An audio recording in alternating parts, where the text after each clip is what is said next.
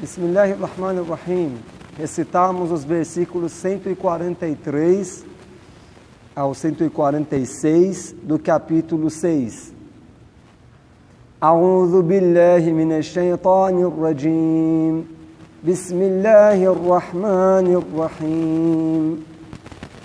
ثمانية أزواج من الضأن اثنين ومن المعز اثنين قل الذكرين حرم أم الأنثيين أما اشتملت عليه أرحام الأنثيين نبئوني بعلم إن كنتم صادقين.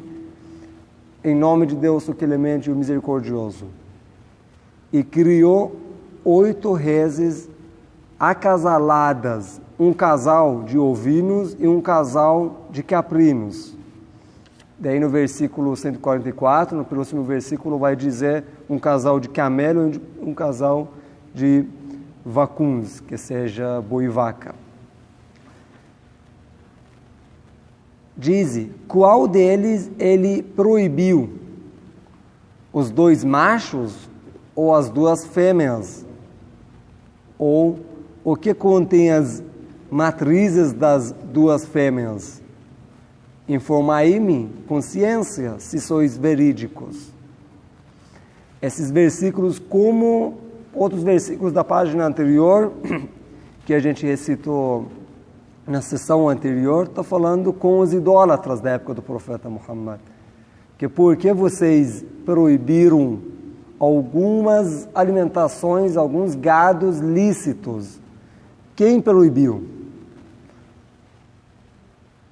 وَمِنَ الْإِبِلِ اثْنَيْنِ وَمِنَ الْبَقَرِ اثْنَيْنِ قُلْ الذَّكَرَيْنِ حَرَّمَ أَمِ الْأُنثَيَيْنِ أَمَّا اشْتَمَلَتْ عَلَيْهِ أَرْحَامُ الْأُنثَيَيْنِ أَمْ كُنْتُمْ شُهَدَاءَ إِذْ وَصَّاكُمُ اللَّهُ بِهَذَا فَمَنْ أَظْلَمُ مِمَّنِ افْتَرَى عَلَى اللَّهِ كَذِبًا لِيُضِلَّ النَّاسَ بِغَيْرِ عِلْمٍ إِنَّ اللَّهَ لَا يَهْدِي الْقَوْمَ الظَّالِمِينَ. Versículo 144. E um casal de camelos e um casal de vacuns. Diz, qual deles ele proibiu? Os 2 machos ou as 2 fêmeas? Ou o que contém as matrizes das 2 fêmeas? Então, repetindo essa frase para camelo e para boi e vaca. Vacuns. Ou fostes testemunhas quando Allah vos recomendou. No versículo anterior estava dizendo que traz uma narração, um dito de Deus ou um profeta. Quem proibiu esses animais que vocês estão dizendo que Deus proibiu? Já que os idólatras não tinham um profeta, daí tem essa frase nesse versículo 144. Am kuntum shuhada idh wasakumullahu bihadha. Ou vocês estavam testemunhas, ou fostes testemunhas quando Allah vos recomendou. Quem estava lá? Então, quem mais injusto que aquele que forja mentira acerca de Allah, para descaminhar sem ciência os humanos? Por certo, Allah não guia o povo injusto. قُلْ لَا أَجِدُ فِيمَا أُوحِيَ إِلَيَّ مُحَرَّمًا عَلَى طَاعِمٍ يَطْعَمُهُ إِلَّا أَنْ يَكُونَ مَيْتَةً أَوْ دَمًا مَسْفُوحًا أَوْ لَحْمَ خِنْزِيرٍ فَإِنَّهُ رِجْسٌ أَوْ فِسْقًا أُهِلَّ لِغَيْرِ اللَّهِ بِهِ فَمَنِ اضْطُرَّ غَيْرَ بَاغٍ وَلَا عَادٍ فَإِنَّ رَبَّكَ غَفُورٌ رَحِيمٌ. Diz, não encontro no que se me revelou nada de proibido para quem queira alimentar-se a não ser que seja, daí começa a contar. Então, profeta, diga para eles que na minha religião, profeta, fala para eles idólatras que na minha religião nada é ilícita, Deus não proibiu nada dentro dos rebanhos, estamos falando dos gados, exceto, daí agora fica contando o que é pecado na religião. Na verdade, esse capítulo se chama Suratul An'am, o capítulo dos rebanhos, por causa desses versículos que está falando da comida lícita e ilícita dos rebanhos. Então, já a gente falou sobre os rebanhos lícitos no versículo 143. Thamaniat azwaj, né? Ele criou 8 reses acasaladas. Então, 4 casal. Daí fala um casal de ovinos, né? E um casal de caprinos. Caprino e carneiro. E no capítulo 144 falou um casal de camelos e um casal de vacuns. Boi, vaca e camelo. Então, esses rebanhos lícitos, tá? Menos illa an yakuna meita. Meita quer dizer um animal morto, desses animais mortos, em uma maneira que não seja assim, abate halal. Então, qualquer carne ilícita, essa carne de boi, carne de carneiro que a gente come, é lícita, né? Se fosse uma carne que aqui se vende no supermercado, isso se chama meita. Meita quer dizer a carne do animal morto que não seja abatido halal, abatido pela maneira islâmica. E vocês sabem, pela maneira islâmica, tem que cortar 4 veias principais, porque aqui a maneira brasileira é colocar a faca no coração e tirar sangue do coração. Mas na nossa maneira, choque também, mas a gente dá um choque também para o animal calmar. Isso não é obrigatório pela religião, mas isso também não, na verdade, não atrapalha abate halal. Aqui nos frigoríficos no Brasil também fazem isso. Mas tem várias razões. Hoje em dia, eu vi um pesquisador e estudioso, eu acho que japonês, escreveu um artigo sobre isso, que ele fez uma comparação, não me lembro, ele ou ela, uma mulher, um homem, eu acho uma mulher. Ela escreveu assim, que eu peguei uma carne halal dos muçulmanos e outra normal. Daí eu percebi que a carne halal dura mais, não se estraga rápido, mas a carne que não é halal é mais rápido. Daí ela falou assim, eu fui assim pesquisando porque daí eu percebi essa maneira dos muçulmanos, por quê? Porque quando matam o animal, abatem da garganta, o coração ainda está batendo e joga sangue para fora. Daí sangue não fica com carne. Mas quando você coloca a faca no coração do animal e mata o animal do coração, o coração para e você quando está fazendo desossa, né, cortando a carne, ainda tem sangue junto. Fica preso. Então, isso que eu contei desse artigo, uma das razões dessa lei.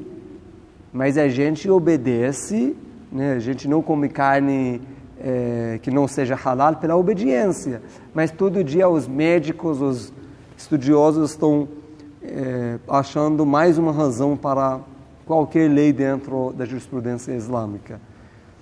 Então, podem comer essas carnes desses animais se não fosse haram, que seja o ilícita ou meita.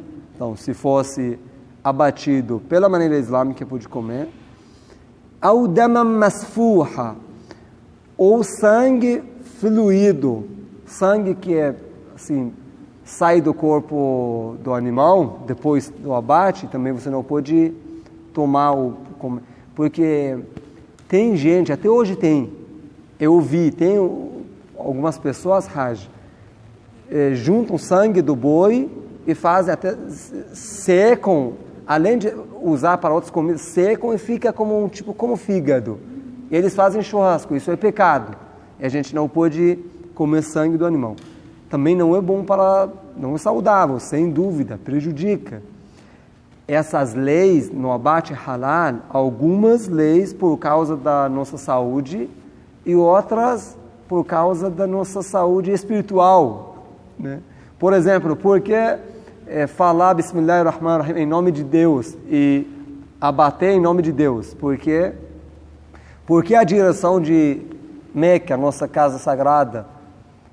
Porque tem várias razões espiritual e algumas razões também que prejudica fisicamente. Ao lahma khanzir, carne de porco. Então, está dizendo que esses vocês não podem comer. Lahma khanzir. Ou carne de porco, pois por certo, abominação ou perversidade, o animal imolado com a invocação de outro nome que Deus, e aquele que é impelido a alimentar-se disso. E aquele que é impelido a alimentar-se disso, não sendo transgressor nem agressor, por certo, teu Senhor é perdoador, misericordiador. Então, quem não tem carne, não tem nada para comer, pode usar essa carne. Imagina, em uma situação, alguém está morrendo de fome e não tem nada menos uma alimentação que não é halal. Pode comer. Mas preste atenção. فَمَنِ اضْطُرَّ غَيْرَ بَاغٍ وَلَا عَادٍ. Quer dizer que de verdade você está precisando, porque você não tem nada menos isso aqui. Mas aqui, se a gente não achar carne halal, porque tem gente que fala, Sheikh, nessa cidade no Brasil não temos carne halal, daí como traduziu aqui, e aquele que é impelido a alimentar-se disso, daí não tem problema, pode comer. Não, você tem peixe, tem camarão, tem várias outras opções aqui no Brasil. Até você pode pedir para outra cidade mandar para você carne halal. E hoje a mercadoria halal aqui no Brasil Então, não sendo transgressor nem agressor, quer dizer, você não pode, se dando desculpa às vezes, né, justificar porque ele está consumindo carne haram, que não é halal, daí justificando e fala, que não tem. Não, de verdade você está em uma situação que não tem nada para comer, por exemplo, no deserto. وعلى الذين هادوا حرمنا كل ذي ظفر ومن البقر والغنم حرمنا عليهم شحومهما إلا ما حملت ظهورهما أو الحوايا أو ما اختلط بعظم ذلك جزيناهم ببغيهم وإنا لصادقون. Algumas comidas Allah subhanahu wa ta'ala tornou ilícitas para os judeus. Tem na época do judaísmo. Então, e aos que praticam o judaísmo, e aos judeus, proibimos todo animal de unha não fendida. E dos vacunos e ovinos proibimos-lhes a gordura. A gordura desses animais lícitos é ilícita, na verdade, Allah subhanahu wa ta'ala proibiu para os judeus. Por quê? Vai dizer por quê depois. A gordura dos animais, do carneiro, do boi, de vaca, exceto a gordura que seus dorsos possuem, ou suas entranhas, ou a gordura que está aderida aos ossos. Um pouco de gordura que está junto com o osso. Com isso, recompensamos-los por sua transgressão. Não era ilícito isso, essa gordura não era ilícita. O carne de camelo, por exemplo, também foi ilícita para os judeus.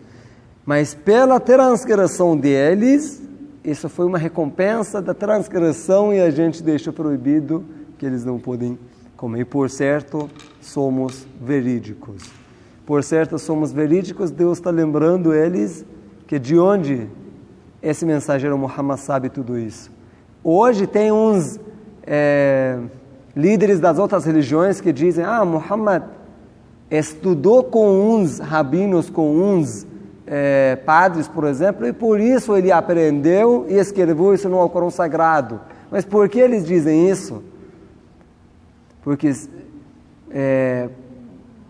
é um milagre, né, de Deus, que esse Alcorão Sagrado foi descido para alguém analfabeto, não estudou com nenhum dos líderes das religiões e está avisando várias leis dos judeus. Daí quando o profeta Muhammad lia essas coisas para eles, foi uma surpresa. De onde você sabe disso?